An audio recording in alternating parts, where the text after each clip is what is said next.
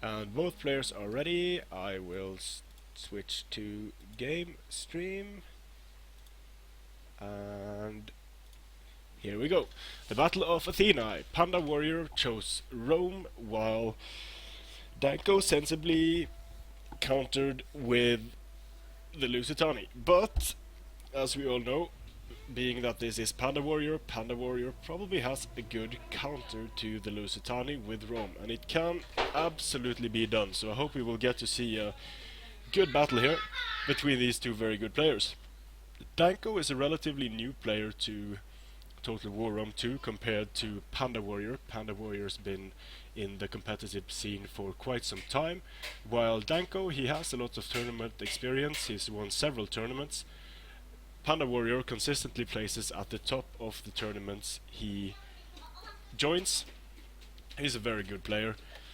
He's been there through all the patches. I'm not sure for how long Danko has been playing Total War Rome 2, but in the time he's played, he's managed to reach a very high level of mastery of the game. Yesterday I streamed best of 5, where I don't think the judging is complete on what happened, because what happened was that Mad Slinky from the Wolf Clan, his father apparently pulled the plug on him, and it went the distance in a best of 5. So it was in the last mirror match where things were fairly even. So we didn't get to see the conclusion of that battle, but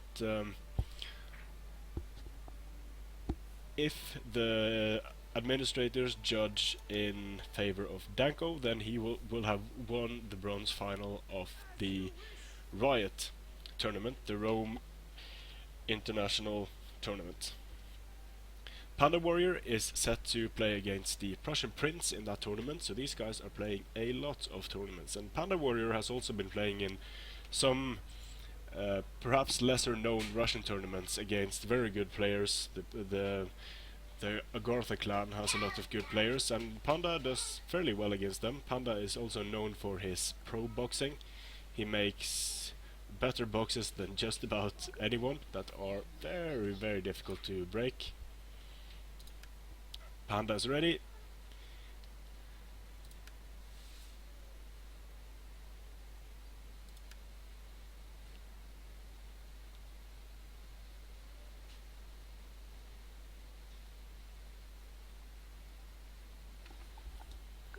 I'll just see if everything is okay on the stream.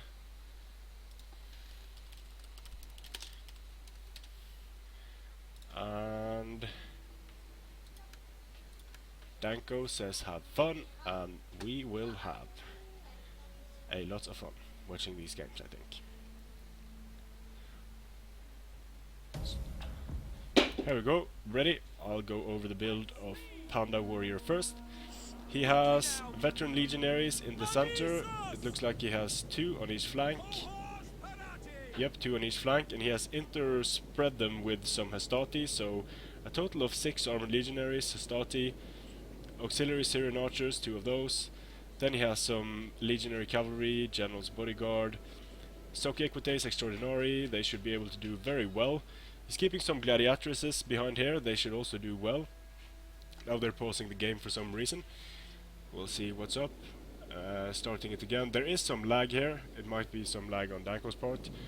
We will take a look at Danko's build. Danko has 2 units of Skutari spearmen on the flanks. His center consists of veteran shield warriors. He probably has 6 of those. Then we have 3 Balearic slingers, Iberian swords on the flanks for their javelin support. And he has a Lusitani noble general. So very strong Lusitani build this, and I think Panda's plan here is to send in the Hastati against the veteran shield warriors to rob them of their very good charge bonus of 30, and then charge in with his veteran legionaries and finish the job. And if he's able to do that, that can defeat these veteran shield warriors. However, the Lusitani army is in a very strong position here, because he has the uphill advantage. So if Panda Warrior decides to take the fight to him, the veteran shield warriors will be even more effective than they already are, because they will be able to charge downhill. The missiles of Danko will also do more damage, but these Syrian archers might be able to hide in the woods here and reduce some of the damage done and the hits taken from these Balearic slingers. Still, it's not a fight that auxiliary Syrian archers want, so Panda probably has to use his cavalry to try to force these skirmishers away before he starts using his own skirmishers.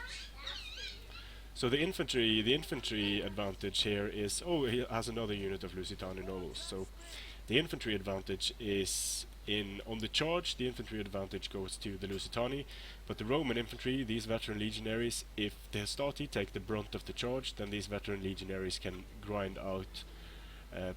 possibly grind out the fight.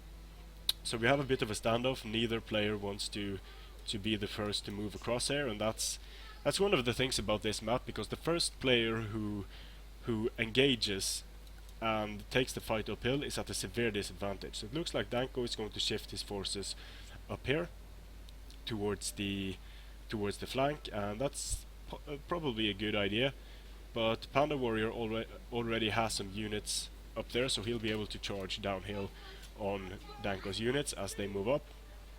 We'll see how Panda responds to this. His lines are fairly long, so he'll need to bring them up here and meet Danko's more concentrated forces.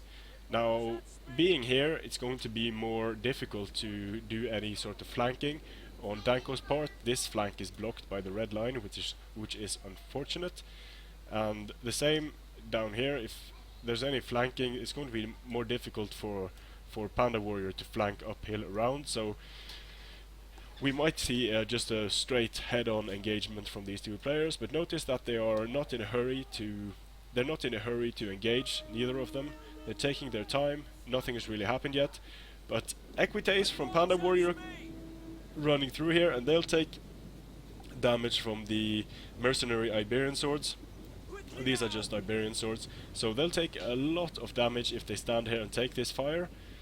But he is moving them well, so a lot of the shots should miss. He hasn't lost a single Equite yet, and this is potentially just wasting the ammo on the Iberian swords. They have 5 javelins, so if he's able to remove their javelins by just running around with his cavalry, that can be a very good delaying tactic and make them less useful in becoming melee. And also being able to post cavalry units at the rear, like he's doing now, is potentially going to be very, very dangerous for Danko when if these veteran shield warriors are getting rear charge while they are engaged frontally, it's going to be very, very dangerous for Danko. But Panda Warrior needs to be careful here, because there are potentially a lot of javelins and slingshot that can take out his legionary cavalry, but he is using his cheapest cavalry for this, and he can't afford to lose some of them at least. So already he's making Danko spread his forces, split them a bit, which is very good for him, of course. He's starting to slowly envelop Danko, pulling away from his center and then moving around, posting cavalry units at his rear. So pretty good opening moves here from Danko. Now from Panda Warrior. Danko is holding a strong defensive position, but he needs to be really careful, because all it takes is one cavalry charge and he can lose a lot of his skirmishing capabilities. Panda Warrior is going to just continue pushing units through here, and now he has several units on the high ground above Danko, and these Iberian swords are going to struggle against Hastati on the charge, because they have so little armor. And if they get hit here with the Soki Equites, it's going to be good night for these units of Iberian swords. They can't stand up to charges, especially not to the rear. Danko doesn't have time to turn them around, and this is going to hurt them a lot. Panda is probably just going to charge in here, do the damage, and get his units out as quickly as possible to avoid these Scutari spears. No more engagements going on. Pretty good charge there, I think. The Iberian swords are dying quickly, very quickly indeed. That might be the end of that entire unit. Not quite. It looks like it's going to survive, but it took a lot of casualties and it's shaken. So the cavalry units smashing in, trying to get at the Balearic slingers, killing quite a few Balearic slingers with his Equites, but the Equites are going to get swarmed and they're going to get destroyed. So it might be worth it to stop firing so he can move up here again and destroy these Balearic Slingers, because if he is able to destroy these Iberian swords and these Balearic Slingers, then that's going to be massively important for the coming melee engagement, because that means that Danko will have lost his supporting fire, and the Lusitani really need their supporting fire. So here you see very good play from Panda Warrior as Rome, just sending in units, taking out the key units that are very vulnerable of Danko. And he is going to lose quite a lot of his cavalry doing this, potentially, but he's also going to be able to tie down a lot of Danko's units and then continue the envelopment. So it's very, very nice, slow, methodical gameplay by Panda Warrior here. And as you can see, he is slowly surrounding Danko. Danko's formation is being more and more pushed together, and that's going to potentially be very problematic. Syrian archers are shooting at these veteran shield warriors, and that's going to take them down fairly quickly. Not getting a huge amount of kills just yet, but he hasn't lost many Syrian archers. These Syrian archers have taken some casualties, but nothing major just yet. They are still very dangerous to the lightly armored Lusitani. And wow, this is very, very good gameplay by Panda Warrior. He's just completely reorganized his lines, and now he's able to attack at will from every single angle.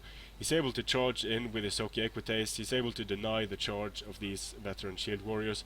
Then he's able to move into infantry. So while the Lusitani are a good counter to Rome, if the Roman player does this, charges in with cavalry, and then follows up with his infantry, he manages to rob the shield warriors of their charge bonus, they're going to die extremely quickly, and this is just beautiful. Hastati going into veteran shield warriors downhill, shield warriors not getting the best charge. The Hastati will still die pretty quickly, but even Hastati are going to be able to do some damage to veteran shield warriors on the charge. The same here, veteran legionaries against shield warriors. The veteran shield warriors have already taken a lot of damage. They are getting chopped down, and this is not looking good for Danko at all. Panda Warrior is able to use his cavalry units to engage at will here. This is Danko doesn't have any cavalry units of his own, so you can see how important it is having cavalry, even though infantry is very strong in the current iteration of the game, in the Emperor edition. Having cavalry allows you to do this. It allows you to surround and attack at will, and it allows you to engage skirmishers that you otherwise wouldn't be able to get at with only infantry. Now the question is if Panda Warrior has enough infantry to take care of the very strong infantry units of Danko. That's still something we will have to wait and see. But to me at least, it looks like Panda Warrior is going to be able to destroy this Lusitani army fairly effectively, and mostly due to using his superior mobility to pinning the Lusitani units in place and sacrificing a few units, getting into the Lusitani nobles here, delaying their ability to get into the fight, doing some damage. We have Iberian swords going down, we have veteran shield warriors that died over here just a few seconds ago. These veteran shield warriors are also going down, being fired upon by auxiliary Syrian archers. Still, these Balearic slingers are also getting some kills, but not a huge amount yet for being Balearic slingers. And the veteran legionaries of Panda Warrior are able to engage the Lusitani shield warriors at will. And this is not looking good for Danko. He still has his Lusitani nobles, and they can tank a lot. But these auxiliary Syrian archers are going to be a huge problem, the way they are able to stand here, and just look at the kills on these guys. Amazing kills already. They haven't been firing for that long, and here we have the veteran shield warriors wavering, 3 units going down. That was a unit of Iberian swords. The Iberian swords are firing, but they're going to get charged, and the veteran legionaries are going to get a huge amount of kills against these Iberian swords. Now the surround is complete, and there is nothing Danko can do here. He failed to respond to the flanking here, he failed to respond to the flanking here, and this just illustrates beautifully the trouble you can get into with all infantry armies. Like I've said countless times, all infantry armies are very good, but against a good player that knows how to use his cavalry, you are going to get into trouble. And this is just a perfect example of how to use the cavalry advantage that you have if your opponent only brings infantry, and how you can use that to strike at his vulnerable areas, and to use that to get your own infantry into position. Another unit of veteran shield warriors going down. The Lusitani nobles are still going strong, still getting a lot of kills. There are still veteran shield warriors on the field. Two units, I believe. Yep, 2 units and 2 units of nobles. But there are just too many Roman units coming in from all sides for Danko to be able to deal with here. And the veteran legionaries are just slaughtering at will everywhere they are going in. The charges of the Lusitani are being denied all across the field, and this is a GG. Basically, none of the players have called the GG yet, but there is no way Danko can remedy this and save the situation. So while the Lusitani can counter Rome effectively, I still think that Rome is the stronger faction. A Lusitani build that is used by a better player against a standard Roman noob is going to be able to win very easily, but against an experienced Roman player that knows how to counter the Lusitani, it's going to be extremely difficult, because the Lusitani lack any sort of decent cavalry options, and they have low armor. The Romans have good infantry, they have good cavalry, and they have much better armor. So the Romans, if they are able to in some way deny the charge with cheap units and use their cavalry to gain the mobility advantage, it's going to be very difficult for the Lusitani to do anything about it, basically. So if you've been wondering how to beat the Lusitani with Rome, Panda Warrior just gave you the recipe to do so. Use your cavalry to move around to hem the Lusitani in, and then send in cheap Hastati units, for example, to soak up charges. Use the cavalry to soak up charges, and then move in with your veteran legionaries. And when not charging, the veteran shield warriors are going to die extremely quickly, and the same can be said for the Lusitani nobles.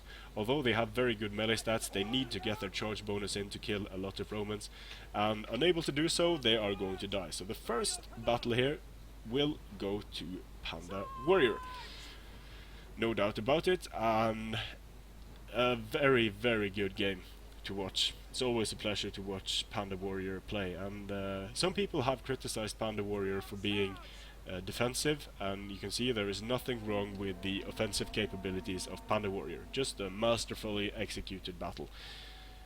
The Lusitani did not stand a chance in this battle. So the GG is called, of course, a bit late, but called by Panda Warrior. The last unit of Lusitani nobles going down, getting a lot of kills, but still look at all these Romans alive on the battlefield, getting a huge amount of kills. Let's look at the result screen. Just that was a bloody massacre. Look here, 200 kills on Soki Equites, over 100 kills on all of these units. The Stati did very well. The veteran shield warriors were in large neutralized. The same can be said for the Lusitani